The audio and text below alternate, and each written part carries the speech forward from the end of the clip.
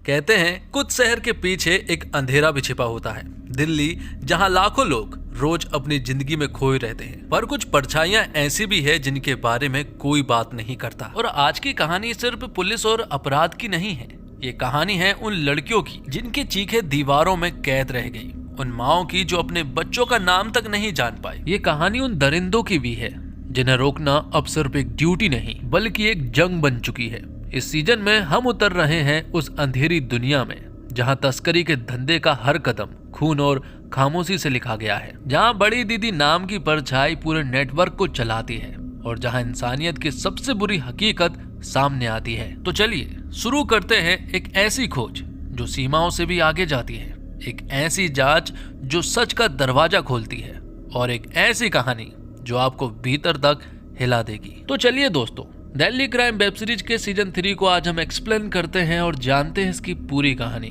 Video अगर अच्छा लगे तो वीडियो को लाइक करके चैनल को सब्सक्राइब जरूर कीजिएगा ताकि आपको इसी तरह के लेटेस्ट और फ्रेश कंटेंट मिलते रहे। तो सीरीज की शुरुआत होती है हरियाणा के रोहतक से, जहां हमें सामूहिक विवाह को दिखाया जाता है। इस सामूहिक विवाह में बहुत सारी ऐसी लड़कियां थी जिनकी उम्र जो है वो लगभग 19 से 20 साल की थी और उनकी शादियां जो है वो लगभग 50 से 60 साल की उम्र के मर्दों से की जा रही थी। और इस सामूहिक विवाह के सम्मेलन को दरअसल में बड़ी दीदी करा रही थी। यहीं पर हम एक छोटी सी लड़की को देख पाते हैं जो कि लगभग 20 साल की थी, और जब वो अपने सामने 50 साल के एक आदमी को देखती है जिससे कि उसकी शादी होनी थी, तो वो पूरी तरह से हैरान रह चुकी थी।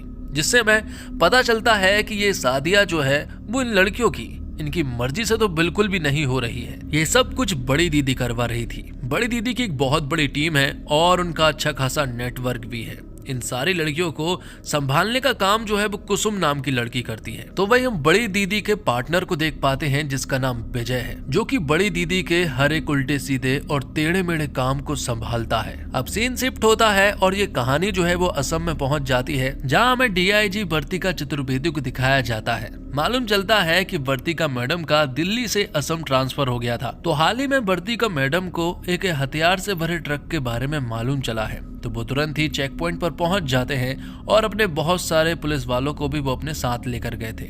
अब वो उस ट्रक का इंतजार करने लगते हैं और फिर थोड़ी देर के बाद जब वो ट्रक चेक पॉइंट पर पहुंचा तो अचानक से ट्रक में से कुछ लोग उतरते हैं और वो इनके ऊपर फायरिंग करना स्टार्ट कर देते हैं। लेकिन पुलिस बहुत सारी थी, इसलिए वो सारे लोग वहां से भाग जाते हैं। सिर्फ और सिर्फ ड्राइवर यहाँ पर रुकता है और वो अपने आप को सरेंडर कर देता है। वर्तिका मैडम जब ट्रक के पास गई और उन्होंने जब ट्रक को खोला तो उस ट्रक के अंदर से बहुत सारी लड़कियां मिलती है जिन्हें एक जगह से दूसरी जगह ले जाया जा रहा था इल्लीगली रूप से। उस ट्रक के ड्राइवर से जब पूछताछ की जाती है तो पता चलता है कि इन सारी लड़कियों को दरअसल में दिल्ली ले जाया जा रहा था और ट्रक ड्राइवर जो है वो इन लोगों के साथ नहीं मिला हुआ था, इसलिए उसे कुछ भी ज्यादा नहीं मालूम है। अब इन सारी लड़कियों की जब जांच की जाती है तो मालूम चलता है कि इनमें से बहुत सारी लड़कियां ऐसी है जो कि बहुत पढ़ी लिखी है। इन सारी लड़कियों से जॉब का वादा किया गया था, इसलिए इन सारी लड़कियों को दिल्ली ले जाया जा रहा था। यहाँ वर्तिका मैडम को एक बात और मालूम चलती है कि एक और ट्रक था जो कि कुछ घंटे पहले ही दिल्ली की ओर रवाना हो चुका है। इसलिए वर्तिका मैडम तुरंत ही भूपेंद्र के पास कॉल करती है और यहाँ की सारी जानकारी देती है और ये भी बताती है कि एक और ट्रक था जो कि दिल्ली पहुंच चुका है, तुम्हें उस ट्रक को ढूंढना है जिसमें बहुत सारी लड़कियां हैं। तो वहीं दूसरी तरफ हमें नीति को दिखाया जाता है जिसका अपने पति से डिवोर्स होने वाला है, क्योंकि दीपेंद्र जो है वो किसी दूसरी लड़की से प्यार करता है जिसका नाम मलिका है और वो जल्द ही शादी करने वाले हैं। कि तभी नीति के पास बिमला का कॉल आता है और वो उन्हें तुरंत ही एक इमरजेंसी केस के लिए एम्स बुलाती है। थोड़ी देर के बाद जब नीति हॉस्पिटल पहुंची तो उसे मालूम चला कि एक औरत ने 2 साल की बच्ची को इस हॉस्पिटल में छोड़कर चली गई है और उसके ऊपर बहुत सारे चोट के निशान हैं, जिस वजह से उस छोटी सी बच्ची की हालत बहुत ही ज्यादा नाजुक है। डॉक्टर बताते हैं कि इंटरनल ब्लीडिंग और बहुत सारी इंजरी होने के कारण ये केस जो है वो बहुत सीरियस है और शायद हम उसे बचा भी ना पाए। डॉक्टर बताते हैं कि ये केस दरअसल में असॉल्ट का है और उसके मुंह पर किसी ने वाइट भी किया है। ये सारी चीजें पता होने के बाद अब नीति और बाकी सारे ऑफिसर्स जो है वो सीसीटीवी कैमरे से उस औरत के बारे में पता करने लगते हैं। जब सीसीटीवी फुटेज को देखे गए तो उन्होंने एक औरत को देखा और वो इस 2 साल की बच्ची को इसी हॉस्पिटल में छोड़कर जा रही थी। अब हॉस्पिटल में एंटर होने से पहले वो एक ऑटो से उतरी थी ऑटो के जब नंबर को चेक किया गया तो अब वो लोग उस ऑटो ड्राइवर से पूछताछ करने के लिए पहुंच जाते हैं कि आखिरकार ये लड़की कहां से बैठी थी। तब वो ऑटो ड्राइवर बताता है कि मैंने इसे एक लॉज के पास से बिठाया था। ये बहुत ही घबराई हुई थी और इसके बेटे को बहुत तकलीफ थी। इमरजेंसी केस था, इसलिए ज्यादा पूछताछ ना करते हुए मैंने उसे हॉस्पिटल में छोड़ दिया। जब ये सारी बातें जयराज को मालूम चली तो वो इसके बारे में अपने ऑफिसर्स को इन्फॉर्म करता है और वो तुरंत ही उस लॉज के पास जाने लगते हैं। दूसरी तरफ हम देखते हैं असम में वर्तिका मैडम को, जो कि अपने सीनियर ऑफिसर से इस केस पर जांच करने की मांग करती है। लेकिन सीनियर ऑफिसर का कहना यह था कि आप वापस अपने स्टेट मतलब कि दिल्ली नहीं जा सकती हैं। वर्तिका मैडम बताती है कि ये बहुत ही सीरियस केस है, अगर इसमें उसने इंटरफेयर नहीं किया तो बहुत प्रॉब्लम हो सकती है। सीनियर ऑफिसर नहीं मान रहा था।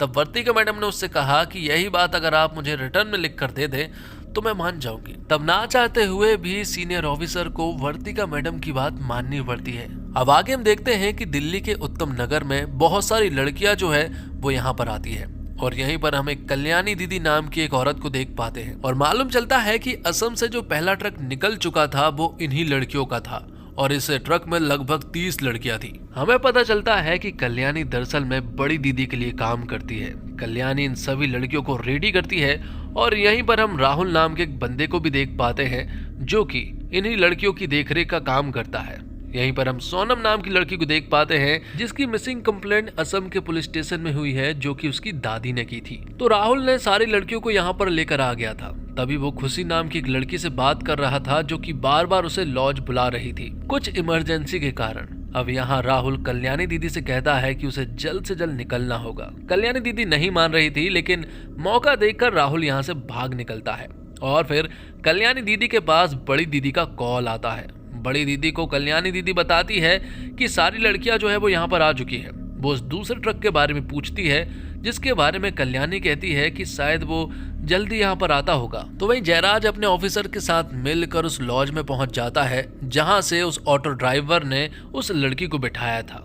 अब जब वो उस लॉज में पूछताछ करने के लिए जाते हैं तो मालूम चलता है कि ये लड़की इसी लॉज में ठहरी हुई है लगभग 1.5 महीने से। जब वो उस लॉज के अंदर छानबीन करने पहुंचे तो वहां उन्हें बाथरूम के अंदर बहुत सारा खून पड़ा हुआ दिखाई पड़ता है और यहीं पर उन्हें कुछ ऐसी तस्वीरें मिलती है जिससे मालूम चलता है कि दरअसल में ये लड़की शादीशुदा है और इनका एक बच्चा भी है। वो लड़का कोई और नहीं बल्कि राहुल होता है। उस लड़की के फोटो देखकर जयराज समझ जाता है कि ये एक माइनर लड़की है। अब उस लॉज के अड़ोस पड़ोस से जब पूछताछ की जाती है तो वहां से उन्हें कोई खास खबर नहीं मिलती है, पर वो राहुल के बारे में कहते हैं कि वो लड़का ठीक नहीं है। अक्सर वो गुंडागर्दी करता रहता है और तो और रात रात को वो लड़कियों को ले जाने का काम भी करता है। तभी हम देखते हैं कि राहुल भी यहाँ पर आ चुका था और वो देखता है कि उसके रूम की बालकनी में कुछ पुलिस वाले खड़े हुए हैं जो कि पूछताछ कर रहे थे। ये देखकर राहुल वहां से तुरंत ही फरार हो जाता है। अब आगे हमें हरियाणा के रोहतक के सीन को दिखाया जाता है जहां हम देखते हैं बड़ी दीदी को, जिनके पास 5 लड़कियां खड़ी हुई थी, जिनमें से बड़ी दीदी को 3 लड़कियों को सिलेक्ट करना है और उन्हें थाईलैंड भेजना है। उन लड़कियों को बिल्कुल भी आइडिया नहीं है कि आखिरकार बड़ी दीदी उन्हें कहां पर भेजने वाली है। यहाँ बड़ी दीदी उनसे पूछती है कि आखिरकार इंग्लिश किस किस को आती है। उनमें से 3 को ही इंग्लिश आती है, इसलिए बड़ी दीदी उन 3 लड़कियों को सिलेक्ट कर लेती है। अब बड़ी दीदी का पार्टनर विजय यहाँ पर बड़ी दीदी से कहता है कि जल्द ही भाई जी का हमें कर्जा चुकाना है, क्योंकि अगर ये नहीं हुआ तो वो लोग हमारा कुछ भी कर सकते हैं। मालूम चलता है कि लोगों का लगभग 2 करोड़ रुपए का कर्जा है। तो वहीं वर्तिका मैडम अब दिल्ली वापस आ चुकी थी। भूपेंद्र उन्हें लेने के लिए आया था। दूसरी तरफ हम देखते हैं उस लड़की को जिसका नाम खुशी है और यहाँ पर वो देखती है कि उसके पास बार बार राहुल ने फोन लगाए थे जो कि उठा नहीं पाई थी। इसलिए खुशी जो है वो राहुल के पास कॉल करती है। वो उसे सारी बातें बताती है कि उसकी बच्ची नूर की हालत बहुत खराब थी, इसलिए वो उसे हॉस्पिटल छोड़कर आ गई। राहुल उससे कहता है कि तुमने बहुत अच्छा किया। खुशी ने जब उसे बताया कि वो एम्स के गार्डन में ही बैठी हुई है, तब राहुल उससे कहता है कि तुम्हें कहीं भी जाने की जरूरत नहीं है और पुलिस वालों के पास तो बिल्कुल भी मत जाना। मैं वहां आ रहा हूं, जिसके बाद हम हमारी बच्ची को वापस लेकर आ जाएंगे। दूसरी तरफ हम देखते हैं कि उस बच्ची का ऑपरेशन हो रहा था क्योंकि उसे बहुत ही ज्यादा इंटरनल इंजरी हुई थी ब्रेन में। उस बच्ची की हालत काफी नाजुक है, ये बात नीति को बता दिया जाता है। अब नीति अपने सारे ऑफिसर्स के साथ मिलकर राहुल और खुशी के बारे में पता करने लगते हैं उन्हें पता चला है कि अभी तक कोई भी हॉस्पिटल नहीं आया है। नीति अपने ऑफिसर से कहती है कि उस बच्ची की मां जल्दी हॉस्पिटल आएगी, इसलिए किसी न किसी को तो वहां पर रहना बहुत जरूरी है और हमें उसकी देखरेख भी करनी होगी। तब जयराज और बिमला जो है वो एम्स हॉस्पिटल पहुंच जाते हैं। वहां जाकर वो सारी चीजें देख रहे थे। बिमला जो है वो सीसीटीवी फुटेज से सारी चीजें देख रही थी। तो वहीं हम देखते हैं खुशी को, जो कि राहुल का आने का इंतजार कर रही थी। जब राहुल यहाँ पर आया तो वो उसे अपनी कार में बैठने के लिए कहता है, लेकिन यहाँ खुशी उससे कहती है कि वो कार को पार्किंग में लगा कर आए, लेकिन राहुल तो उसे यहाँ से ले जाना चाहता था, जबकि खुशी अपनी बेटी के बिना नहीं जाने वाली थी। तब राहुल खुशी के साथ जोर जबरदस्ती करता है और उसे अपने साथ कार में ले जाता है कि तभी बिमला देखती है कि राहुल और खुशी जो है वो सीसीटीवी कैमरे में दिख रहे हैं। वो इसके बारे में तुरंत ही जयराज को बताते हैं और अब वो राहुल का पीछा करने लगते हैं। राहुल को भी ये बात मालूम चल चुकी थी कि पुलिस वाले उनका पीछा कर रहे हैं और जैसे तैसे वो पुलिस वालों को चकमा देकर एक जगह पर पहुंच जाता है और वो खुशी से कहता है कि जल्दी से यहाँ से चलो वरना पुलिस हमें पकड़ लेगी। खुशी कार से नहीं उतरती है, जिस वजह से थोड़ी देर के बाद ही जयराज यहाँ पर अपने ऑफिसर्स के साथ पहुंच जाता है, लेकिन तब तक यहाँ से राहुल निकल चुका था, लेकिन खुशी उसी कार में मौजूद थी। अब वर्तिका मैडम और भूपेंद्र को उन लड़कियों के बारे में मालूम चलता है। दरअसल में उनके हाथ जो है वो एक सीसीटीवी कैमरा लगा है, जिसमें वो साफ देख पा रहे थे कि इन सारी लड़कियों को दिल्ली एनसीआर की एक जगह पर उतारा जा रहा है और इन सारी लड़कियों में यहाँ पर वर्तिका मैडम ने सोनम को पहचान लिया था, जिसकी कंप्लेंट असम के पुलिस स्टेशन में हुई थी। जिस बस से इन सारी लड़कियों को ले जाया जा रहा था उसका नंबर तो ठीक से नहीं दिख रहा था, लेकिन उस बस का लोगो जो है वो उन्होंने देख लिया था, जिससे कि अब ये लोग पता कर सकते हैं कि ये बस कहां से आई है और किसकी है। तो वहीं दूसरी तरफ हम देखते हैं बड़ी दीदी को, जो कि अपने साथ उन 3 लड़कियों को लेकर थाईलैंड पहुंच जाती है। यहाँ हमें मालूम चलता है कि जॉन गुप्ता नाम का एक आदमी जो है वो बड़ी दीदी से इन तीनों लड़कियों को खरीद लेता है और बड़ी दीदी थाईलैंड इन तीनों लड़कियों को बेचने के लिए ही आई थी। अब जॉन गुप्ता यहाँ बड़ी दीदी को बताता है कि उसे इसी तरह की 40 लड़कियां और चाहिए है। बड़ी दीदी भी तुरंत मान जाती है और वो जॉन गुप्ता से कहती है कि उसे हर एक लड़की का 15 लाख रुपए चाहिए, जिसके लिए जॉन गुप्ता भी मान जाता है, लेकिन ये लड़कियां उसे जल्द से जल्द चाहिए है। बड़ी दीदी के लिए इतना आसान तो नहीं था, लेकिन उसका नेटवर्क काफी मजबूत है और ये पैसे उसे जल्द से जल्द कमाने हैं, क्योंकि उसे भी कर्जा चुकाना है। अब बिमला खुशी से पूछताछ करने के लिए जाती है, लेकिन बिमला को तो यहाँ पर खुशी कुछ भी नहीं बता रही थी, बल्कि वो तो राहुल को प्रोटेक्ट कर रही थी। तो वहीं आगे हम देखते हैं कि नीति और दीपेंद्र का डिवोर्स जो है वो फाइनल हो चुका था। दोनों ही अब अपने अपने रास्ते पर थे और फिर फाइनली वर्तिका चतुर्वेदी जो है वो अपनी पुरानी टीम से मिलती है। पूरी टीम वर्तिका मैडम को देखकर काफी खुश होती है। तो वर्तिका मैडम जब यहाँ पर पहुंची तो उन्होंने देखा कि यहाँ पर दरअसल में छोटी सी बच्ची का केस चल रहा है। यहाँ पर उस फोटो में उन्होंने राहुल को देखा, उस बच्ची की माँ खुशी को भी देखा और यहाँ मैडम अपने केस के बारे में भी बताती है। तो वहीं बड़ी दीदी इंडिया वापस आ चुकी थी। इंडिया आते ही जॉन गुप्ता ने उसके पास कॉल किया और कहा कि लड़कियां बहुत अच्छी हैं, इसलिए उसे 40 लड़कियां जल्द से जल्द चाहिए, जिसके लिए बड़ी दीदी हाँ कर देती है। अब भूपेंद्र और वर्तिका मैडम जो है वो उस बस वाले के पास पहुंच जाते हैं। मालूम चलता है कि ये बस दरअसल में शादियों के लिए दी जाती है और पता चलता है कि वो बस जो है वो अमजद खान नाम के एक आदमी ने लेकर गया है और हमें यहाँ बताया जाता है कि वो अमजद खान कोई और नहीं बल्कि राहुल होता है, जिससे मालूम चलता है कि जो लड़कियां गायब हुई हैं और जो छोटी बच्ची है उन दोनों का केस जो है वो कनेक्टेड है। अब इन्हें किसी भी हालत में राहुल मतलब कि अमजद खान को ढूंढना होगा, लेकिन राहुल भी बहुत ही चालाक है। उसे मालूम चल गया है कि पुलिस जो है वो उसे ढूंढ रही है, इसलिए वो खुद को छिपाने की कोशिश कर रहा है। दूसरी तरफ हम देखते हैं कल्याणी दीदी को, जो कि अपने साथ 30 लड़कियों को लेकर बड़ी दीदी के पास लेकर जाती है। बड़ी दीदी इन सारी लड़कियों को चेक करती है और यहाँ पर उन्हें 10 लड़कियां कम मिलती है। यहाँ कल्याणी के द्वारा पता चलता है कि जो 10 लड़कियां असम से ट्रक में आ रही थी उन लड़कियों को पुलिस वालों ने पकड़ लिया है। एक डीआईजी है जो कि हमारे नाक में दम कर रही है, जिसका नाम वर्तिका चतुर्वेदी है। तो अब बड़ी दीदी इन सारी लड़कियों से मिलती है। वो देखती है कि ये सारी लड़कियां बहुत खूबसूरत है और जॉन गुप्ता इन्हें देखकर खुश हो जाएगा, लेकिन जॉन गुप्ता को 40 लड़कियां चाहिए हैं और ये सिर्फ 30 है, इसीलिए बड़ी दीदी को 10 और लड़कियां चाहिए हैं। अब वर्तिका मैडम जो है वो खुशी से पूछताछ करती है। खुशी तो अभी भी कुछ बताने को राजी नहीं थी, लेकिन बाद में अब खुशी जो है वो वर्तिका मैडम को सब कुछ बताने लगी। वो कहती है कि वो बहुत छोटी थी तब से ही उसके साथ दुष्कर्म होता आ रहा है। बचपन में ही उसे किसी ने कल्याणी को बेच दिया था और वहां भी उसके साथ बहुत ही बुरे काम हो रहे थे।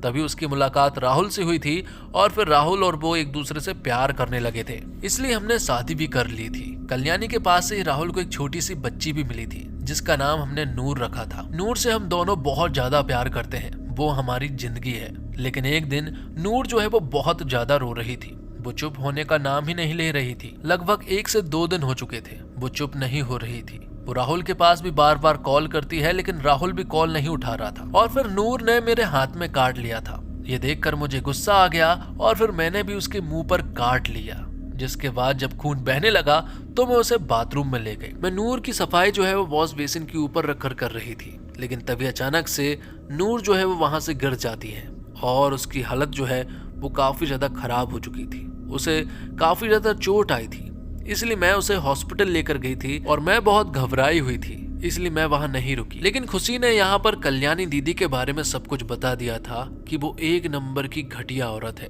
जो कि लड़कियों को बेचने का काम करती है और वो चकले पर बिठाने का काम करती है और तो और इन लड़कियों को बेच भी देती है। ये बात सुनकर यहाँ पर भूपेंद्र और नीति जो है वो अगले ही दिन कल्याणी के घर पर पहुंच जाते हैं। कल्याणी जब यहाँ पर देखती है कि उसके घर पर पुलिस वाले आए हैं तो वो बहुत ज्यादा सीधे साधे बनने की कोशिश करती है, लेकिन पुलिस वाले उसे अरेस्ट करके अपने साथ ले जाते हैं। दूसरी तरफ हम देखते हैं आसिफा नाम की लड़की को जिसके पास राहुल आया हुआ था। राहुल यहाँ पर आसिफा से कहता है कि मेरी किस्मत खराब थी और मैं हमेशा तुमसे ही प्यार करता था। मैं जल्द ही नेपाल जाने वाला हूँ, मैं जब कॉल करूंगा तो तुम भी वहां पर आ जाना, जिसके लिए आसिफा ने भी हाँ कहा था। लेकिन थोड़ी ही देर के बाद यहाँ पर पुलिस आ जाती है और वो लोग यहाँ पर राहुल को पकड़ लेते हैं। मालूम चलता है कि ये सब कुछ दरअसल में आसिफा ने ही सेटअप कराया था। तो अब राहुल को जेल हो जाती है। जेल में जब पुलिस वालों ने उसे पूछताछ करने की कोशिश की तो यहाँ पर राहुल तो फिलहाल कुछ भी नहीं बता रहा था। एक तरफ राहुल से पूछताछ हो रही थी तो दूसरी तरफ कल्याणी से हो रही थी, लेकिन दोनों ही अपना मुंह नहीं खोल रहे थे। यहाँ तक कि कल्याणी बोल रही थी कि वो तो बस अपने वकील को ही बताएगी कि मेरे साथ क्या हो रहा है। अब वकील को कॉल करने के बहाने कल्याणी बड़ी दीदी के पास कॉल करती है और उन्हें बताती है कि इन पुलिस वालों ने उसे अरेस्ट कर लिया है, जल्द से जल्द उसे यहाँ से छुड़ाओ क्योंकि ये बार बार मेरा बैकग्राउंड जानना चाहते हैं। अगर मैंने इन्हें सब कुछ बता दिया तो आपको भी बहुत प्रॉब्लम हो सकती है। इसलिए यहाँ पर बड़ी दीदी कहती है कि प्रॉब्लम की कोई बात नहीं है, मैं वकील भेज रही हूँ और वो जल्द ही तुम्हें बेल दिलाएगा, तुम्हें बस मुंह नहीं खोलना है। तो अब कल्याणी को कोर्ट ले जाया जाता है जहाँ पर बड़ी दीदी ने वकील भी भेजा था। यहाँ पर वकील जो है वो बेल की मांग कर रहा था, लेकिन वर्तिका मैडम बताती है कि हमें बहुत सारे ऐसे सबूत मिले हैं जिससे कि ये देखा गया है कि कल्याणी जो है वो बहुत सारी लड़कियों को बेचने का और चकले पर बिठाने का काम करती है, जिस वजह से हमें 3 दिन की रिमांड चाहिए। ये देखते हुए यहाँ पर जज साहब ने फैसला लिया कि अभी तो फिलहाल उसे बेल नहीं मिलेगी और उसे पुलिस स्टेशन में ही रखा जाएगा 3 दिन की रिमांड पर। तो कल्याणी की बेल नहीं हुई थी, इसलिए वो बहुत ही नाखुश थी। वो अपने ही वकील को बुरी तरह से सुना रही थी, जिसके बाद पुलिस वाले उसे अपने साथ ले जाने लगते हैं कि तभी हम देखते हैं 2 बाइकर को जो कि कोर्ट के अंदर घुस जाते हैं और कल्याणी को शूट करके यहाँ से भाग निकलते हैं, जिससे कि कल्याणी की मौके पर ही मौत हो जाती है। और ये देखकर वर्तिका पूरी तरह से हैरान रह चुकी थी। वो इन बाइकर के उस बाइक के नंबर प्लेट देखने की कोशिश करते हैं, लेकिन नंबर प्लेट पूरी तरह से कवर था और दोनों ने हेलमेट पहने थे, इसलिए उन दोनों की शक्ल भी नहीं देख पाए थे। अब ये हादसा हो जाने के बाद वर्तिका मैडम राहुल के पास जाती है। वो उसे बताती है कि तुम कल्याणी के लिए काम करते हो, ये बात हमें बहुत अच्छे से मालूम है। अब तुम्हें एक बात और बता दें कि कल कोर्ट के बाहर कुछ लोगों ने कल्याणी को गोली मारकर उसकी हत्या कर दी है। अगर तुम कोऑपरेट नहीं करोगे तो यही हाल तुम्हारा भी हो सकता है। राहुल यहाँ पर सब कुछ बता देता है कि किस तरह से कल्याणी लड़कियों को लाने का काम करती थी, किस तरह से बेचती थी, लेकिन उसने बड़ी दीदी को कभी नहीं देखा। रही बात खुशी की, तो खुशी से वो प्यार करता है और नूर को वो अपनी बेटी की तरह रखता है। जिसके बाद वर्तिका मैडम जो है वो अपने इन्फॉर्मर से मिलने के लिए जाती है जिसका नाम लंदन है, और लंदन यहाँ पर वर्तिका मैडम को उन बाइकर्स के बारे में बताता है। हालांकि ये केस काफी कॉम्प्लिकेटेड है, उन लोगों के बारे में पता करना काफी मुश्किल है, लेकिन फिर भी वो पूरी कोशिश करेगा। अब आगे हम देखते हैं कि नीति जो है वो हरियाणा के रोहतक जाती है। दरअसल में बड़ी दीदी ने एक सामूहिक सम्मेलन जो है वो ऑर्गेनाइज कराया था, इसलिए वो वहां जाकर उस सम्मेलन की सारी इंफॉर्मेशन कलेक्ट करती है। यहीं पर एक सिमरन नाम की एएसआई मिलती है जो कि उसकी पूरी मदद भी करती है। तो वहीं दूसरी तरफ हम देखते हैं खुशी को, जिसे रिहैब सेंटर भेज दिया गया था। अब जब नीति जो है वो सिमरन से बात करती है तो सिमरन यहाँ नीति से कहती है कि एक बंदा है जो कि हमें बड़ी दीदी की खबर दे सकता है। वो लोग उस बंदे के पास जाते हैं और पूछते हैं कि आखिरकार बड़ी दीदी के बारे में तुम्हें क्या पता है। बड़ी दीदी के बारे में वो बंदा बताता है कि वो बहुत ही खराब औरत है जो कि लड़कियों को बेचने का काम करती है। यहाँ जितनी भी लड़कियों की शादी कराई थी वो सारी शादियां जो है वो उन बच्चियों की बड़े उम्र दराज आदमियों से कराई थी। उन्हीं में से एक का पता जो है वो आदमी सिमरन और नीति को दे देता है। दूसरी तरफ हम देखते हैं कि विजय जो है वो बड़ी दीदी से बात कर रहा था। विजय को जल्द से जल्द कर्जा चुकाना है और भाई जी को वो सारा पैसा देना है। लेकिन बड़ी दीदी का कहना है ये है कि अगर एक बार हमने जॉन गुप्ता को वो 40 लड़कियां भेज दी तो हमारे पास ढेर सारा पैसा आ जाएगा और फिर हमें कुछ भी करने की जरूरत नहीं पड़ेगी। आगे हम देखते हैं कि नीति और सिमरन जो है वो उस आदमी के बताए हुए पते पर पहुंच जाते हैं। वहां वो बात करते हैं तो पता चलता है कि यहीं पर एक लड़की की शादी हुई है जो कि एक उम्रदराज आदमी से हुई थी। वहां तो उन्हें कोई खबर नहीं मिलती है, लेकिन थोड़ी ही देर के बाद एक औरत जो है वो घर से बाहर निकल कर आती है। पता चलता है कि इसी लड़की की शादी हुई थी। वो लड़की बताती है कि उनकी हालत जो है वो काफी खराब थी। बड़ी दीदी ने इन सब की शादी कराई थी, लेकिन बड़ी दीदी बहुत ही घटिया किस्म की औरत है। जब इन आदमियों से कोई शादी नहीं करता है तो हम जैसी बच्चियों की शादी इन आदमियों से करा दी जाती है। 3-3 लाख रुपए में बड़ी दीदी ने हम सभी को बेच दिया था। अब वर्तिका चतुर्वेदी का इन्फॉर्मर लंदन जो है वो उनके पास कॉल करके उन्हें बताता है कि तुम्हारे शूटर्स का पता चल चुका है जो कि एक होटल में रुके हुए हैं।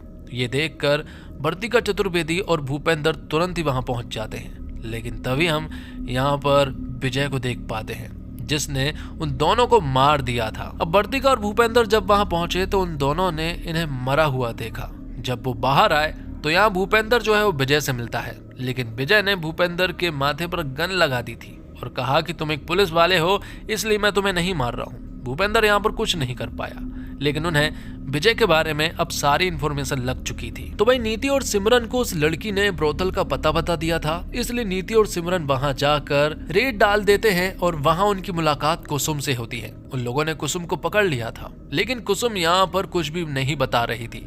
यहाँ तक कि वो तो कह रही थी कि हमसे पंगा मत लो वरना आपका बहुत कुछ बुरा हो सकता है। नीति ने ये बात भूपेंद्र और वर्तिका चतुर्वेदी को भी बता दी थी। तो वहीं आगे हम देखते हैं कि अब इन सारी लड़कियों को ये लोग सूरत लेकर जा रहे थे, क्योंकि इस जगह पर अगर ये रही तो इनका यहाँ पर खतरा है और कभी भी पुलिस इनके ऊपर रेड डाल सकती है। इसलिए सूरत के फार्म हाउस पर ही ये लोग सेफ रह सकते हैं। तो आगे हम देखते हैं कि हरियाणा के रोहतक में यहाँ कुसुम जो है वो जेल में बंद थी, लेकिन यहाँ पर वकील आ जाते हैं और वो कुसुम को अपने साथ ले जाते हैं।